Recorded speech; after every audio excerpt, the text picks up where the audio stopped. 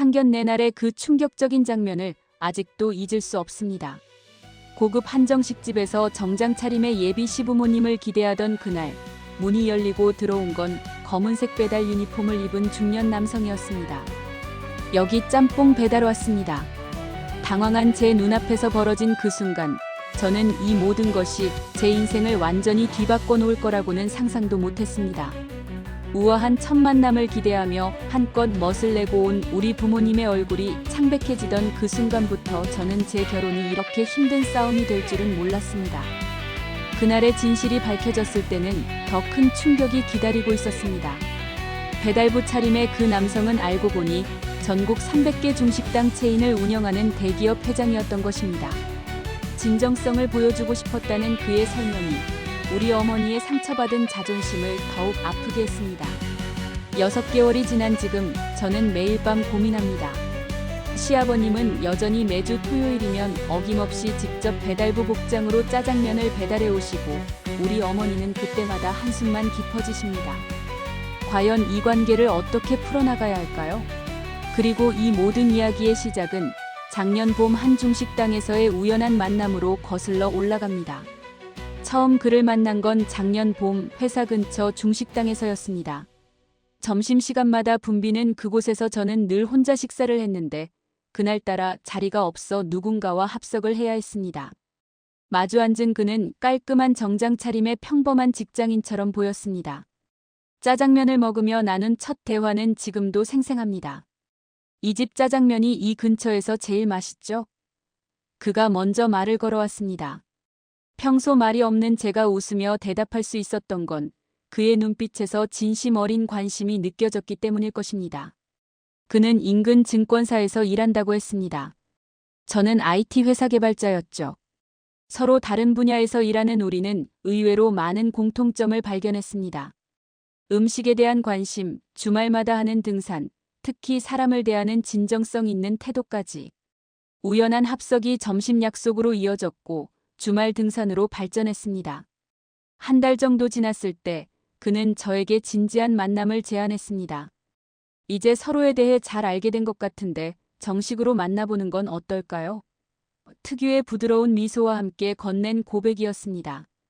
저는 크게 고민하지 않고 수락했습니다. 그의 성실함과 따뜻함이 좋았거든요. 교제하면서 알게 된 그의 모습은 더욱 매력적이었습니다. 항상 예의 바르고 상대방을 배려하는 모습, 특히 음식점에서 직원들을 대하는 태도가 인상적이었습니다. 그는 늘 서비스직이 얼마나 힘든지 잘 안다며 친절하게 대했습니다. 나중에야 그 말이 어떤 의미였는지 알게 되겠지만 당시에는 그저 그의 배려심이 돋보이는 순간이었습니다. 6개월 정도 지났을 때 그는 결혼을 이야기했습니다. 당신과 함께라면 정말 행복한 가정을 꾸릴 수 있을 것 같아요. 진지한 눈빛으로 한 말에 저는 감동했습니다.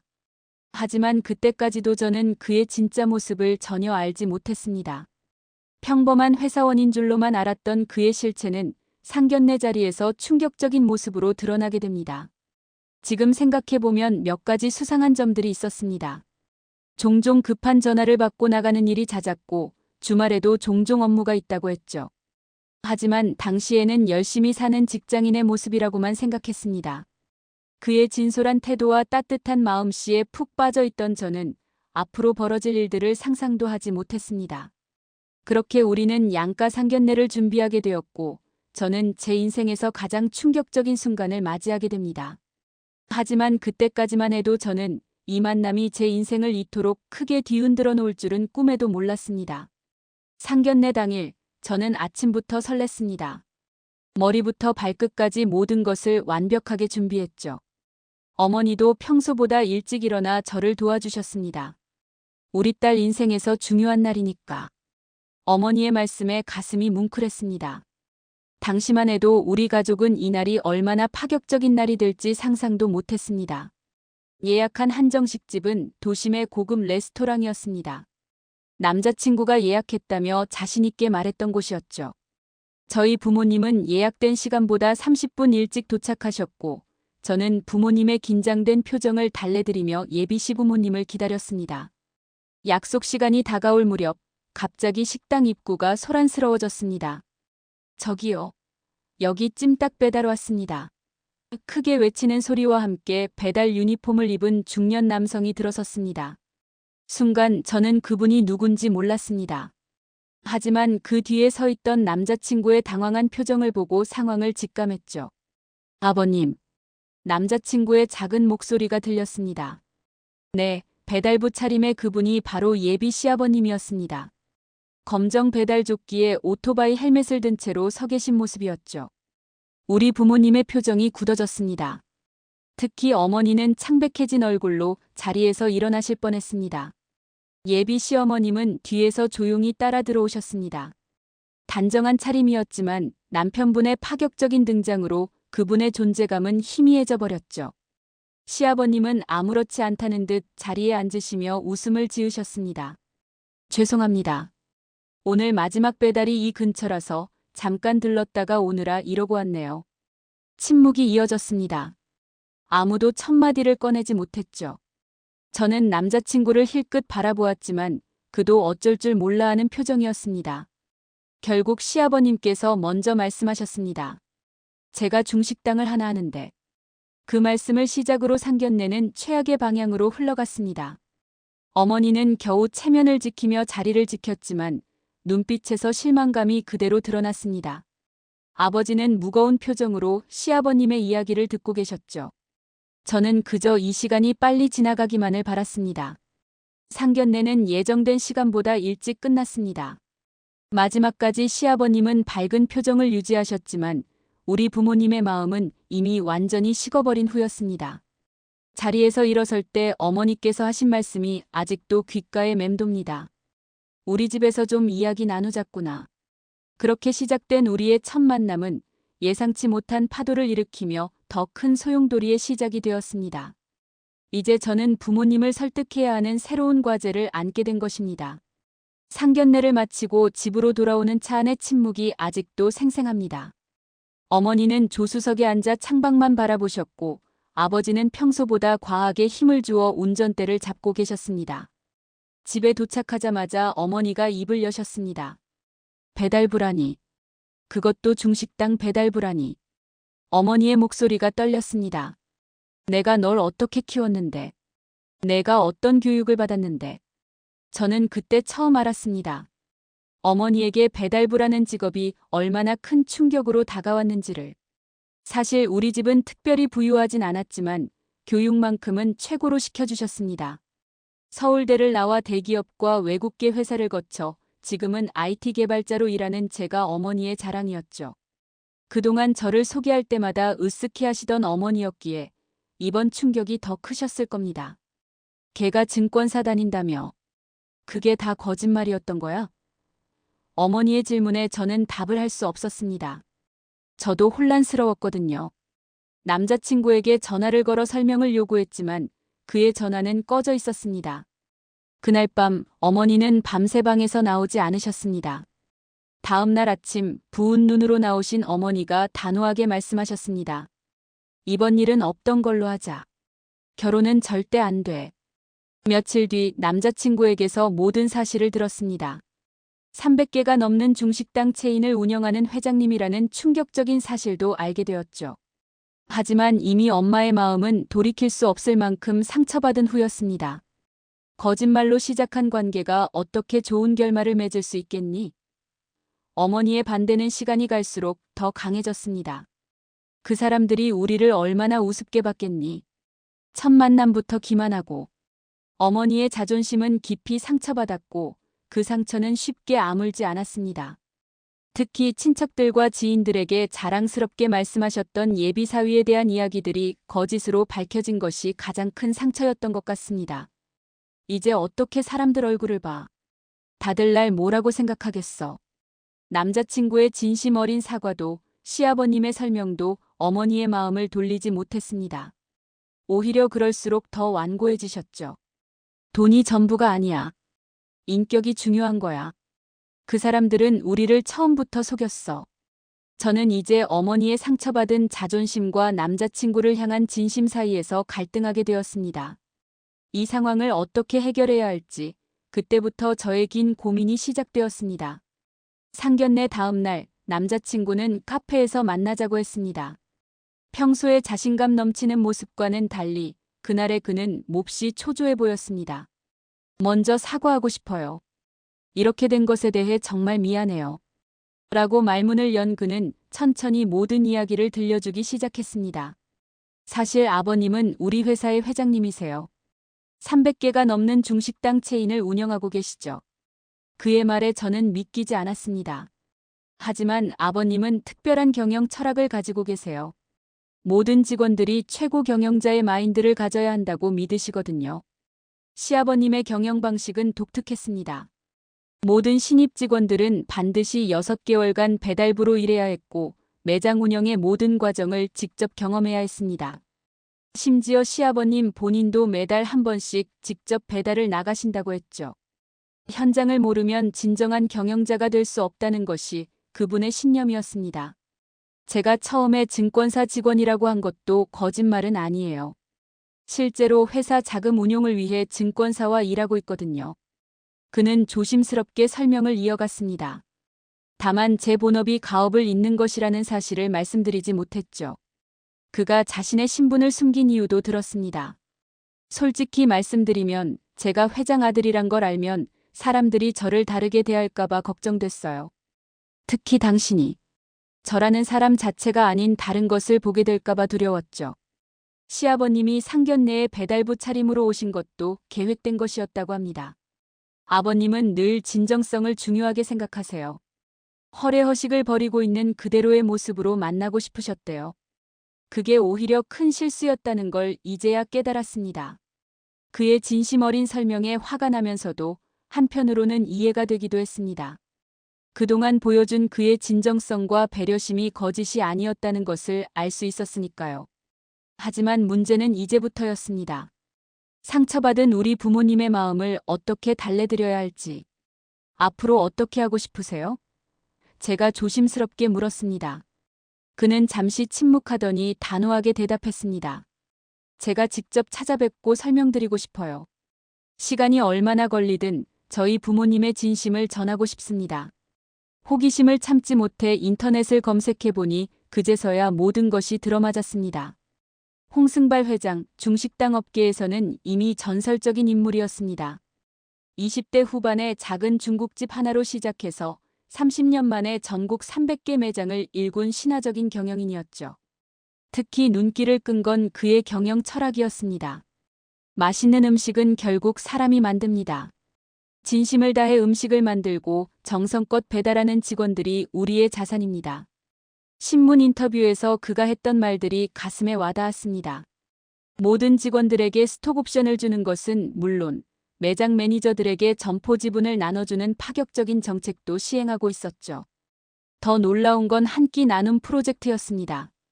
전국의 모든 매장에서 매일 저녁 7시부터 8시까지는 독거노인과 결식아동들에게 무료로 식사를 제공한다고 합니다.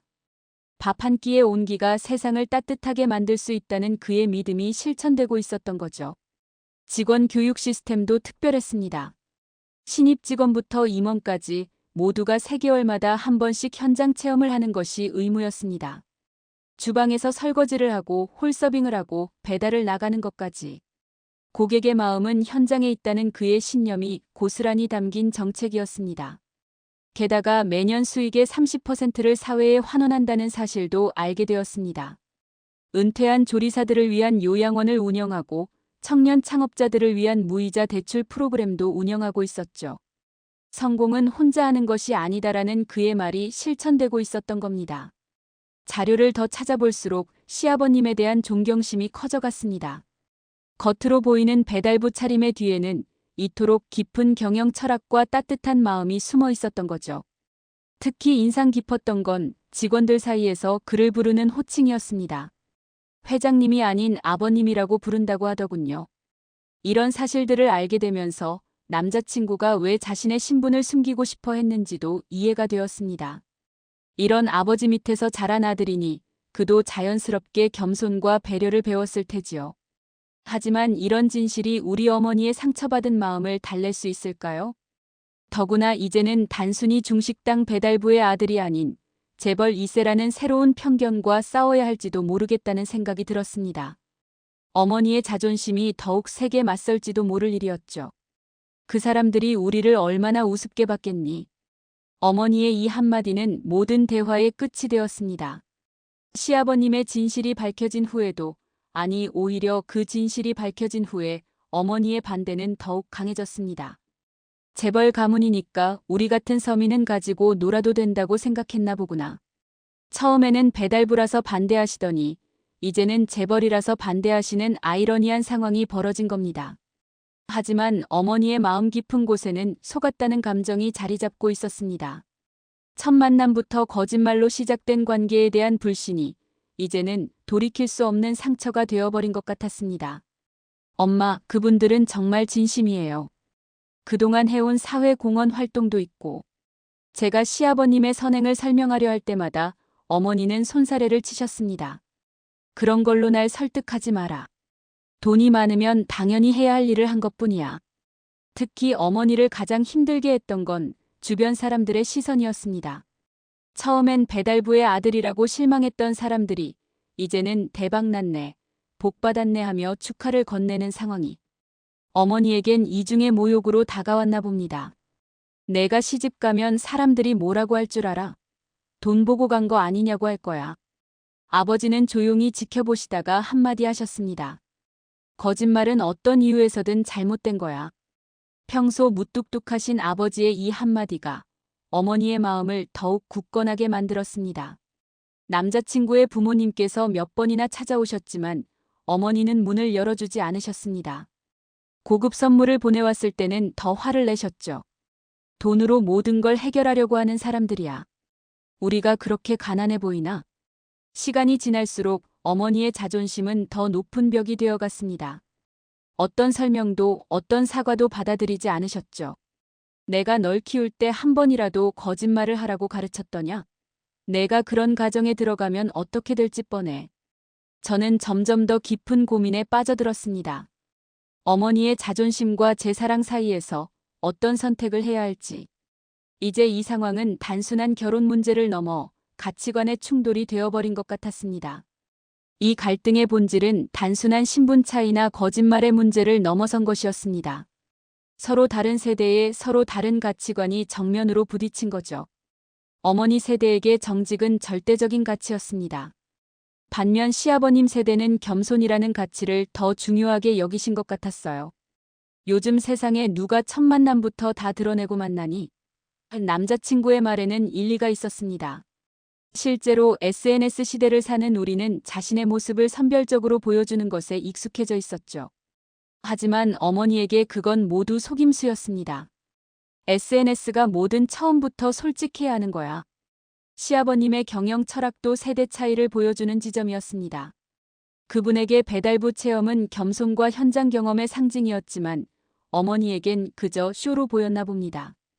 그렇게 배달부 흉내내는 게 무슨 의미가 있니? 진짜 배달부들은 평생 그 일을 해야 하는데. 특히 큰 충돌이 일어난 건 체면에 대한 관점이었습니다. 어머니 세대는 체면을 지키는 것이 매우 중요했습니다.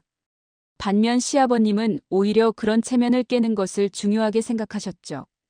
이 간극을 좁히는 것이 점점 더 어려워 보였습니다. 사람이 변하지 않는다고 생각하세요? 제가 조심스레 여쭤봤을 때 어머니는 단호하게 대답하셨습니다. 나이 들어 바뀌는 건 얼굴뿐이야. 20대인 제가 보는 세상과 50대인 어머니가 보는 세상은 이토록 달랐습니다. 더구나 이제는 돈이라는 새로운 갈등 요소가 더해졌습니다. 어머니는 재력의 차이가 가져올 수 있는 문제들을 걱정하셨고 저는 그런 걱정이 지나치다고 생각했죠. 돈이 많다고 해서 다 나쁜 사람은 아니잖아요. 하지만 이런 제 말에 어머니는 더 실망하신 것 같았습니다. 이렇게 가치관의 충돌은 점점 더 깊어져 갔고 저는 양쪽의 입장을 모두 이해하면서도 어느 쪽도 완전히 설득하지 못하는 상황에 놓여 있었습니다. 이제 이 갈등을 해결하기 위해서는 단순한 대화가 아닌 더 깊은 이해와 양보가 필요해 보였습니다. 저는 이 상황을 해결하기 위해 여러 가지 시도를 했습니다. 먼저 남자친구의 어머니, 즉 예비 시어머니께 도움을 요청했습니다. 그동안 조용히 상황을 지켜보시던 시어머니는 어느 날 저를 조용한 카페로 부르셨습니다. 우리도 처음엔 반대했어요. 의외의 고백이었습니다. 아들이 증권사 다닌다고 거짓말하고 다닐 때 많이 걱정했죠. 하지만 이해하게 됐어요. 이 아이가 자기 자신으로 인정받고 싶어 했다는 걸. 시어머니의 말씀은 새로운 시각을 제시해 주었습니다. 두 번째 시도는 제가 직접 준비한 편지였습니다. 어머니께 매일 아침 식탁에 짧은 편지를 올려두었죠. 남자친구의 진심, 시아버님의 경영 철학, 그들 가정의 따뜻한 모습들을 하나하나 적어나갔습니다. 처음엔 읽지도 않고 버리시던 어머니가 어느 순간부터 조금씩 읽어보시는 것 같았습니다. 시아버님도 노력하셨습니다. 더 이상 화려한 선물이나 격식 있는 자리를 마련하지 않으셨죠. 대신 매주 토요일 어김없이 직접 만드신 짜장면을 배달해 오셨습니다. 제가 30년간 만든 짜장면입니다. 한 번만 드셔보세요. 문 앞에 놓고 가시는 짜장면에는 정성이 가득했습니다. 처음엔 그대로 버리시던 어머니가 한 번은 맛을 보셨습니다. 맛있네. 짧은 한마디였지만 그것이 작은 변화의 시작이었습니다. 시아버님은 그 후로도 계속해서 매주 토요일 한 번도 빠지지 않고 짜장면을 가져오셨습니다. 남자친구도 자신만의 방식으로 노력했습니다. 더 이상 화려한 데이트 대신 어머니가 좋아하시는 산책로를 매일 청소하기 시작했죠. 어머니가 자주 가시는 시장길도 깨끗이 쓸었습니다. 처음엔 모른 척 하시던 어머니가 어느 날은 더운데 그만하고 들어가려무나 하고 말을 건네셨습니다. 이런 작은 변화들이 쌓여가면서 차갑기만 하던 분위기가 조금씩 누그러지는 것을 느낄 수 있었습니다. 하지만 여전히 결정적인 화해의 계기는 부족했죠. 어머니의 마음속 깊이 자리 잡은 불신과 상처를 치유하기에는 아직 시간이 더 필요해 보였습니다. 어느 날 예비 시아버님께서 편지 한 통을 보내오셨습니다. 노트 한 권 분량의 긴 편지였고 거기엔 그분의 인생 이야기가 처음부터 끝까지 적혀 있었습니다. 1970년대 말 19살의 어린 나이에 고향을 떠나 서울로 올라오셨다고 합니다. 주머니에는 고작 5,000원이 전부였죠. 처음 잡은 일이 중국집 배달이었습니다. 비가 오나 눈이 오나 매일 12시간씩 오토바이를 타고 서울 곳곳을 누비셨다고 해요. 그때 배운 게 참 많았습니다. 편지에 그렇게 적혀 있었습니다. 춥고 배고픈 사람들에게 따뜻한 한 끼가 얼마나 소중한지, 바쁜 직장인들에게 제 시간에 배달된 음식이 얼마나 감사한지. 그때 제가 느낀 것들이 지금의 저를 만들었습니다. 3년간의 배달 생활 끝에 작은 중국집을 인수하셨답니다. 낮에는 주방에서 일하고 밤에는 배달을 하면서 한 푼 한 푼 모으셨죠. 그런데 예상치 못한 사고가 찾아왔습니다. 술에 취한 손님이 일으킨 화재로 가게가 완전히 타버린 거죠. 그때 저를 도와준 건 매일 마주치던 단골 손님들이었습니다. 보험도 들지 않은 가게였지만 동네 사람들이 하나둘 모금을 시작했고 덕분에 다시 일어설 수 있었다고 합니다. 그때 배웠습니다. 사업은 결국 사람과 사람 사이의 관계라는 걸. 그 후로 가게는 점점 번창했고 10년 만에 10개의 지점으로 늘어났습니다. 하지만 시아버님은 초심을 잃지 않으셨죠. 매장이 늘어날 때마다 반드시 직접 배달부터 시작하셨다고 합니다.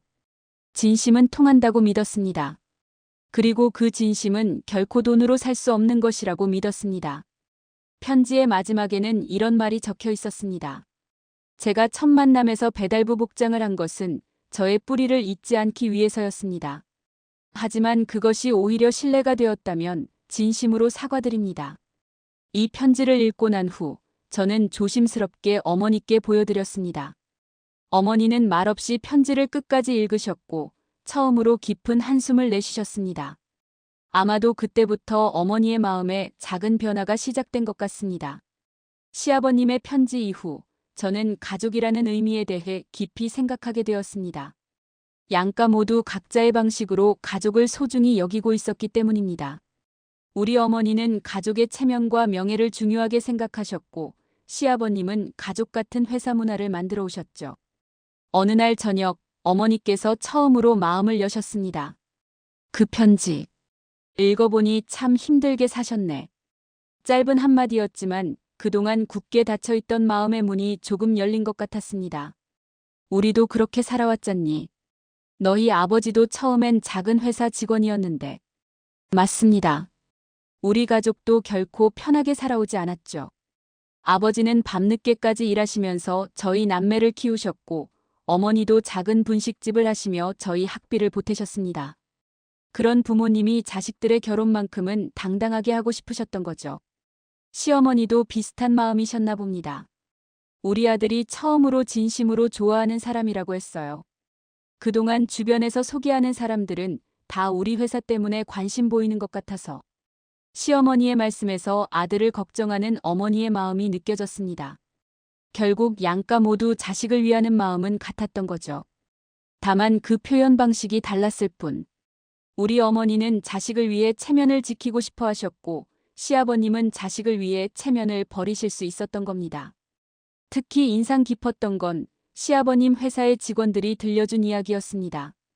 명절이면 모든 직원들의 가족들을 초대해서 함께 식사하고 직원 자녀들의 학자금도 전액 지원한다고 합니다. 회장님은 늘 말씀하세요. 회사가 곧 가족이라고. 이런 이야기들이 쌓여가면서 저는 점점 더 확신이 들었습니다. 이분들이라면 정말 좋은 가족이 될 수 있을 거라고. 이제 남은 건 어떻게 두 가족의 서로 다른 가치관을 조화롭게 맞춰나갈 수 있을지 그 방법을 찾는 것이었습니다. 이런 상황에서 의외의 도움이 찾아왔습니다. 바로 제 동생들이었죠. 첫째 동생은 대학생이고 막내는 고등학생인데 이 둘이 나서서 중재를 시작했습니다. 엄마, 이제 좀 봐주세요. 언니가 얼마나 힘들어하는지 아세요? 대학생 동생이 먼저 나섰습니다. 평소 사춘기라고 말대꾸도 잘하던 아이가 이번만큼은 진지하게 어머니를 설득하려 했죠. 저도 처음엔 화가 났어요. 근데 시간이 지나고 보니까 오히려 더 멋있어 보여요. 그 집 아들이 자기 능력으로 인정받고 싶어 한 게. 고등학생 막내는 또 다른 시각을 제시했습니다. 엄마, 요즘 유튜브에서 그 회사 영상 많이 봤어요. 진짜 직원들이 행복해 보여요. 회사 기숙사도 대학 기숙사보다 좋대요. 언니가 그런 대로 시집 가면 우리도 자랑스러울 것 같은데. 특히 놀라웠던 건 평소 사이가 안 좋았던 두 동생이 이 일로 의기투합했다는 거였죠. 둘이 함께 앉아서 회사 관련 기사도 찾아보고 직원 후기도 읽어보면서 어머니를 설득하려 했습니다. 엄마, 제가 알아본 건데요. 첫째 동생이 조심스럽게 말을 꺼냈습니다. 그 회사가 청년 창업 지원도 많이 한대요. 저도 나중에 창업하고 싶은데 그런 분들한테서 배우면 좋을 것 같아요. 현실적인 이야기를 하는 동생의 모습에 어머니도 조금씩 마음이 흔들리는 듯 했습니다. 막내는 더 대담했습니다. 엄마, 제가 그 회사 현장 실습 한번 가보면 안 될까요? 방학 때 알바 말고 진짜 회사 경험 해보고 싶어요. 어머니는 그 말에 너무 앞서가는 거 아니니? 하고 타박하셨지만 눈빛이 조금 달라지셨습니다. 두 동생의 중재는 신선한 충격이었습니다. 그들은 제3자의 시각으로 상황을 바라보면서도 가족으로서의 따뜻한 마음을 잃지 않았거든요. 특히 세대 차이를 뛰어넘는 그들만의 방식으로 어머니께 다가갔습니다. 이 모든 상황 속에서 가장 인상 깊었던 건 예비 시어머님의 태도였습니다. 그분은 늘 한 발 물러서서 상황을 지켜보셨지만 결정적인 순간마다 지혜로운 조언을 해주셨죠. 서두르지 말아요. 어느 날 시어머님께서 조용히 저를 불러 하신 말씀입니다. 결혼은 두 사람의 일이 아니라 두 가족의 일이에요. 당신 어머님의 마음이 풀릴 때까지 기다려주세요. 그 말씀에는 30년 넘게 대기업 회장의 아내로 살아오신 분의 깊은 통찰이 담겨 있었습니다. 시어머님께서는 특별한 행동을 하지 않으셨습니다. 매번 찾아뵙겠다고 하는 남편을 말리셨고 화려한 선물을 보내려는 아들도 제지하셨죠. 대신 매주 정성스럽게 만드신 반찬을 조금씩 보내주셨습니다. 이건 선물이 아니라 며느리 될 사람 걱정하는 마음이에요. 어느 날은 이런 말씀도 해주셨습니다. 나도 처음엔 반대했어요. 우리 아들이 자기 신분을 속이고 다닌다는 게 못마땅했거든요. 하지만 시간이 지나면서 이해하게 됐어요. 그만큼 순수한 사랑을 찾고 싶었던 거죠. 특히 인상적이었던 건 시어머님께서 우리 어머니의 입장을 가장 잘 이해하신다는 점이었습니다. 체면이 어떻게 중요하지 않을 수 있겠어요? 특히 자식 결혼할 때는. 하지만 그 체면보다 더 중요한 게 있다는 걸 우리 모두 알잖아요. 시어머님의 이런 모습은 우리 어머니께도 조금씩 전해졌나 봅니다. 어머니가 가끔 시어머니는 참 대범하시네 라고 중얼거리시는 걸 들었거든요. 그때마다 저는 시어머님의 지혜로움에 다시 한번 감사함을 느꼈습니다. 변화는 아주 작은 것에서 시작되었습니다. 어느 날 아침 어머니가 시어머님이 보내주신 반찬을 식탁에 올리신 것이 첫 신호였습니다. 그동안 냉장고 구석에 넣어두기만 하셨던 반찬들을 조심스레 꺼내시더니 이거 한번 먹어볼까? 하고 말씀하셨죠. 그리고 얼마 후 어머니는 처음으로 시아버님의 짜장면 맛에 대해 이야기하기 시작하셨습니다. 30년 경력이 거짓말은 아니구나. 작은 중얼거림이었지만 저에겐 큰 변화로 느껴졌습니다. 특히 이런 맛은 돈으로는 배울 수 없는 거야라는 말씀을 하실 때는 시아버님의 진정성을 조금이나마 인정하시는 것 같았습니다. 동네 시장에 가실 때도 변화가 보였습니다. 남자친구가 매일 아침 청소하는 시장길을 지나면서 저에는 참 고집도 세네 라고 하시던 어머니가 어느 날은 물병을 들고 나가셨습니다. 더운데 물이라도 한 잔 마시라고. 시아버님 회사 이야기도 조금씩 귀 기울이기 시작하셨습니다. 특히 직원들의 자녀 학자금 지원 이야기를 들으시고는 요즘 세상에 그런 회사가 어디 있다고 라며 감탄하시기도 했죠. 텔레비전에서 우연히 시아버님 회사 이야기가 나올 때면 예전처럼 채널을 돌리지 않고 끝까지 지켜보시는 모습도 보였습니다. 하지만 가장 큰 변화는 어느 날 저녁 문득 하신 말씀이었습니다. 내가 정말 행복하니? 처음으로 제 마음을 물어보시는 어머니의 눈빛에서 저는 작은 희망을 발견할 수 있었습니다. 그 사람들, 그래도 성실하긴 하네. 이런 말씀도 가끔 하시기 시작했죠. 물론 아직 완전한 용서나 수락은 아니었습니다. 여전히 결혼 이야기만 나오면 굳어지시는 얼굴, 한숨을 쉬시는 모습은 그대로였죠. 하지만 적어도 이제는 대화가 가능해졌다는 것, 그것만으로도 저에겐 큰 희망이 되었습니다. 시아버님의 노력은 계속되었습니다.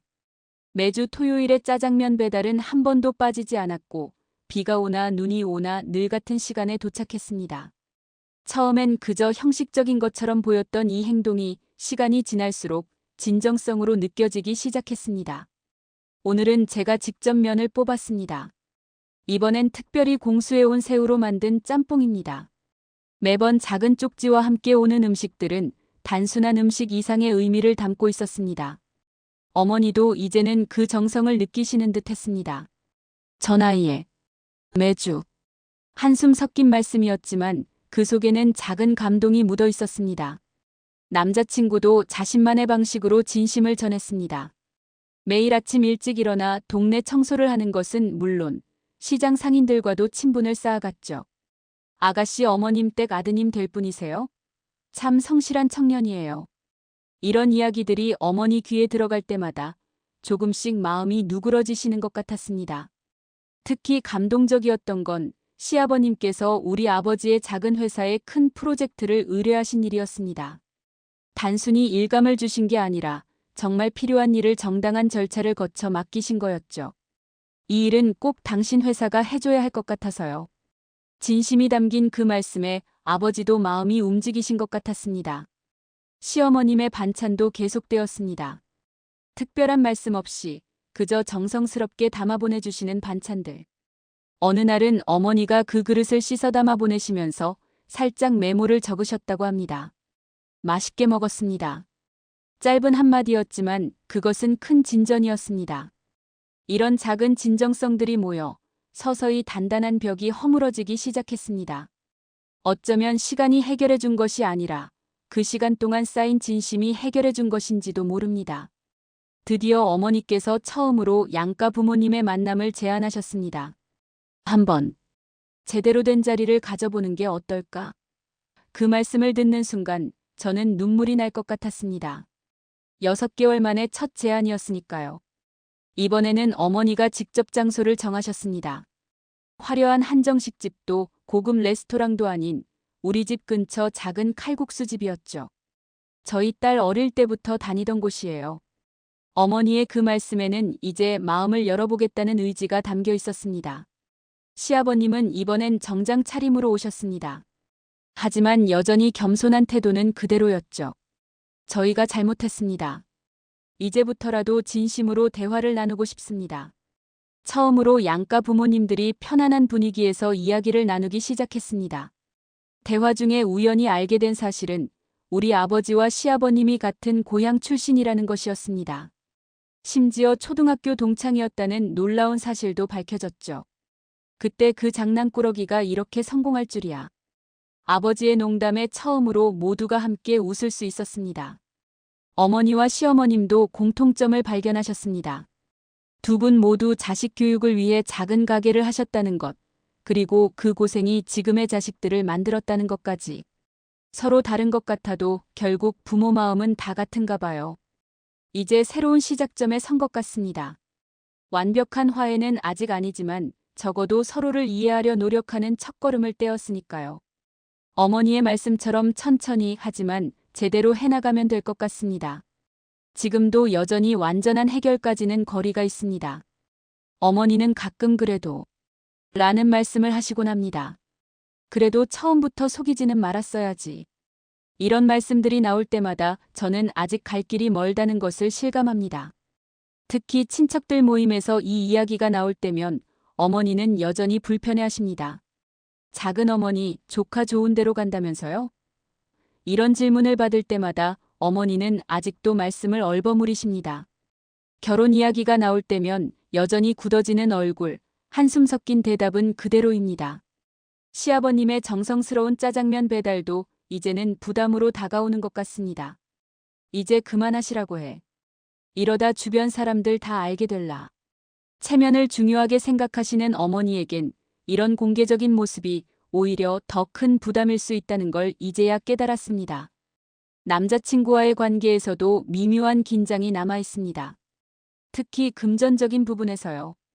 데이트 비용을 누가 낼 것인지, 선물은 어느 정도 선에서 주고받을 것인지. 이런 사소한 것들이 여전히 신경 쓰이는 문제로 남아 있습니다. 가끔은 제 스스로도 불안해질 때가 있습니다. 이렇게 시작된 관계가 정말 잘 흘러갈 수 있을지, 앞으로 결혼 생활에서는 또 어떤 문제들이 생길지. 하지만 이런 고민들을 어머니께 털어놓을 수는 없습니다. 겨우 조금 누그러진 마음을 다시 닫게 만들까봐 두렵거든요. 어머니의 자존심, 시댁의 배려, 그리고 제 사랑 사이에서 아직도 저는 균형을 찾아가는 중입니다. 완벽한 해결책은 없을지 모르지만 그래도 포기하고 싶지는 않습니다. 이제 와서 돌아보면 이런 과정 자체가 우리 모두를 성장시키고 있는지도 모르겠습니다. 이제 저는 중요한 선택의 기로에 서 있습니다. 어머니의 마음이 완전히 풀리길 기다려야 할지 아니면 이 정도에서 결혼을 진행해야 할지 고민이 됩니다. 남자친구는 더 기다릴 수 있다고 하지만 저는 그의 인생도 너무 오래 붙잡아두는 것 같아 마음이 무겁습니다. 시어머님께서는 타이밍이라는 게 있는 법이라고 조언하셨습니다. 너무 오래 기다리다 보면 오히려 관계가 서서히 식어갈 수 있다는 걸 우려하시는 것 같았습니다. 시아버님도 이제는 짜장면 배달을 멈추시고 이제 당신들이 결정할 때라며 한 발 물러서 계십니다. 어머니의 표정에서도 미묘한 변화가 느껴집니다. 예전처럼 강하게 반대하시지는 않지만 그렇다고 적극적으로 찬성하시는 것도 아닌 그런 애매한 상태가 계속되고 있습니다. 내가 알아서 해라라는 말씀을 하실 때면 정말 어떻게 해야 할지 막막해집니다. 저는 이 사람과 결혼하고 싶습니다. 처음 만났을 때부터 지금까지 그의 진심과 성실함은 한 번도 변함이 없었으니까요. 오히려 이런 어려움을 겪으면서 서로에 대한 믿음이 더 깊어진 것 같기도 합니다. 하지만 어머니의 완전한 축복 없이는 그 행복이 온전하지 않을 것 같아 망설여집니다. 이제 저는 여러분께 조언을 구하고 싶습니다. 어머니의 완전한 허락을 더 기다려야 할까요? 아니면 이 정도에서 결혼을 진행하는 게 맞을까요? 제가 너무 욕심을 부리는 걸까요? 부모님의 축복이 꼭 필요한 걸까요? 매일 밤 이런 생각으로 잠 못 이루는 제게 조언 부탁드립니다.